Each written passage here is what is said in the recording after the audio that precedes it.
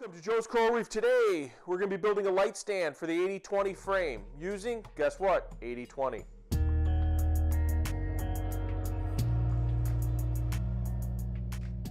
So the tank's been without light over the main display for some time now, at least 2 or 3 months. I've got the refugium lit, I'm growing algae, I'm growing chaeto, I've got fish in here, but you know what, I do get some natural sunlight, so I'm not so worried about that as far as the fish health. But we are going to put a light stand on here because we are going to be hanging a pair of Orphek Atlantik V4 compacts. So talk a little bit about the stand. So the stand is 80-20, so it's extruded aluminum. And what I've got is 2 brackets in the back and an adjustable post. So we're going to be able to mount another piece of aluminum to it using the brackets. And I've also got another bracket on the bottom that will give me the height adjustability, all with Allen wrenches. And then we've got another piece that we've drilled and tapped. We're going to put here. This piece, I left it long. I'm going to cut this piece, and then I'm also going to, I've got fasteners I'm going to use. So when the lights are on there, I want the wire to run on this 80-20, and I want to fasten it to there. And what I did was I only bought, so if you look, like this has channels all the way around. It's channeled all the way around. See how it's channeled? You can buy different profiles. And at the time, I wasn't sure what type of profile I wanted to use, but I bought this piece so it's smooth, a channel, and then smooth. So I want this smooth piece to be in front of the tank. So I'll use the mounting hardware here to mount the lights, and then on the back side, I want to mount the wires. So I'm going to drill and tap 3 holes so I can mount the wires. I'm going to mount this piece to here, and I'm going to be using these anchors, but of course there's no channel on this back side. So I'm going to drill 2 holes, tap it so I can mount this to here. So let's get to it.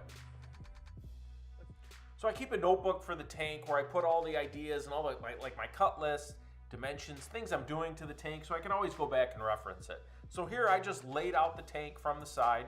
I got the dimensions from the Orphek light, and then I kind of figured out what sizes I needed these pieces to be. Because I wanted the stand to have about 7 inches of play, right? So from the lights were at their maximum, I wanted to be able to move them down about 7 inches. It helps in cutting this material. The material is expensive, and you don't want to have to cut it twice. Although I did have to cut it twice, but we'll show you later in the video how I screwed up. So this was the side view. I figured out, all the dimensions, all that stuff. And then from there, I had to do the front view. I had to do the same thing for the front because what I'm trying to do is, center these 2 lights over both sections of the tank, but in the same time, I want some adjustability left or right? I want these lights to be able to move on that top bar. So I kind of just sketched out all the dimensions, figured out what sizes everything needed to be, and then I went from there. So there's 4 main pieces in this light stand. You've got the back bar, the top bar, and then the bar across the front, and then you've got 4 small bars that attach to the Orphek light. So there's not a lot of pieces, but drawing things down, it just helps. So then I went to it and I just started cutting this material up. And this aluminum is very soft. It's easy to cut through, it's easy to drill, it's easy to tap. I don't have a lot of precision tools. I've got a drill press and a chop saw, so I did the best I could. Had I had access to a Bridgeport or something like that, I'm sure I could have made this a lot more accurate, but for the purposes that I'm using it for, it worked pretty good. So I'm just drilling some holes to attach the top piece, and then this one was already tapped. I was just cleaning it out. So I ran the tap down there one more time, just to clean that hole out. It's pretty easy. It taps pretty easy, and it's already cast into it is the holes, so you don't need to drill the ends. Otherwise, it would probably be a pain. So here I've got that top piece, and I want to countersink those socket head cap screws into it when it mounts to the other piece. So all I did was take a bigger drill and just drill through that outside ribbing. And you can see there's the socket head cap screw, and it just sits flush now. So it gives it that really nice finished look, which is really cool. This is the front bar. So I had to drill 2 holes through this to attach it to the other bar. I know just looking at these pieces, it's probably hard to realize what piece goes where. So you're just basically watching a guy drill a bunch of holes. But it is what it is. I wanted to kind of document what I was doing. So again, I had the through hole that goes through there, and then a socket head cap screw, which is going to attach to the other piece. So I had to countersink it. These are the holes for the wire mounting, right? I have an M6 hardware that screws in there with a little plastic piece that I could zip tie wires to. So I drilled and tapped those. I mean, it's overboard, but when you look at the light, I don't want to see wires hanging. I want everything tucked in nicely. I really did get a little crazy with some of that stuff. And then there's the end. So I always like to paint the ends of this 80/20 when I built this stuff. It just gives it that finished look. I mean, not that you'll see it, but you might see the slight edge where you'll see the silver. So I just go through with a paint marker and I just paint all the ends. I mean, even the little countersunk holes in the front, right? I just grab the paint marker and just mark them up, just to paint them. You know, the hardware covers up most of it, but sometimes you get the little silver ring around there. So it really makes it look nice. It's finished look. More tapping. You know, the tapping's the hard part. I mean, I know this video is sped up and it only shows it's like 30 seconds, but it's like 2 to 3 minutes to tap these holes. And it's a lot of handwork. You're just slowly cranking them in there. So we're going to start to assemble it so that the bar on the top is the front bar. That's going to hold the lights. The other one's the top of the bracket, which attaches to the back piece. So we just use the socket head cap screws and just screw them in there. I mean, it's a very solid fit. Fits nicely because it's tapped.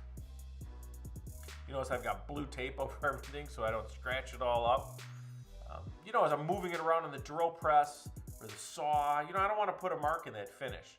So I do use a lot of blue tape everywhere. Kind of funny. So now we're just going to attach this light stand to the existing frame. So you've got these slots, right? And that hardware fits right in there. You see it with those brackets? Slides right in there. And bam. That gives you your adjustment, and then those socket head cap screws allow you to adjust the height. So now, what did we do wrong? Did we do anything wrong? I don't know what I was thinking when I measured that, but I am 20 inches off from where it should be. The height is not even right. So back to the drawing board. Where did I screw up? Well, you got 17 inches, 2 inches, 1 inch, right? And then 19 inches for the tank. I mean, you're over 40 inches right there. You add all those up. Now, if you look on the left, look at that dimension on the left. Yeah, don't forget the distance from the wood down. Look at the distance, 26 inches. How did I even come up with that? That's not even...